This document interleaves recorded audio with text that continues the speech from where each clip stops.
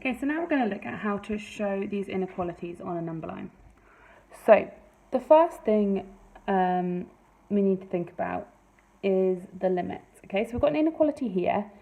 X is greater than minus 2 and less than or equal to 1. So it's in between. It could be any number that is greater than minus 2 and less than or equal to 1.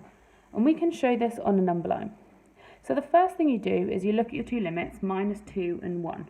You find them on the number line and draw a circle above them. So we've got minus 2 and 1. Now, could x be minus 2? No, because it's greater than, not greater than or equal to, just greater than. So we leave that circle not coloured in. Could it be 1? Yes, it could, because it's less than or equal to. There's that line underneath. There's the line underneath. We colour in the circle to say yes, it could be 1.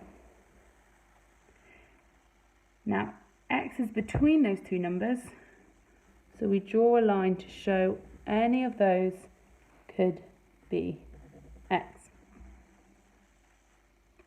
Our next one here, we've got x is greater than or equal to minus 2. So the first thing you do, go to minus 2 and draw a circle. Now, could it be equal to minus 2? Yes, it could, because it's got the line underneath. If it's got the line underneath, colour your circle in.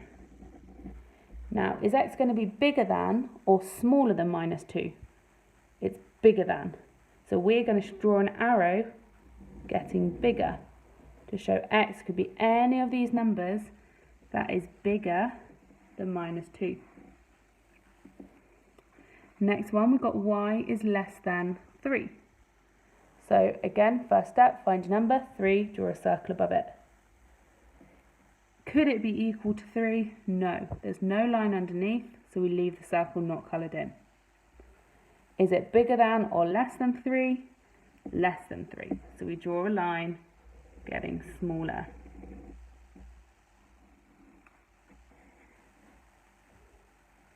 Next one, we've got n is between 0 and 5. Okay, it's greater than or equal to 0 and less than 5. So we start with a circle at 0 and a circle at 5. It could be equal to 0, so we colour in the circle at 0. Can't be equal to 5, so we leave that open, join the two up, and there we go. Final one we'll do, m is less than or equal to 4. So we draw our circle at 4.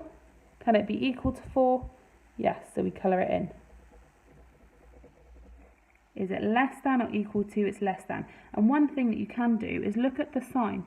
Okay, the sign less than arrow points to the left. So our arrow is going to point to the left. If it was the greater than sign, the greater than sign points to the right.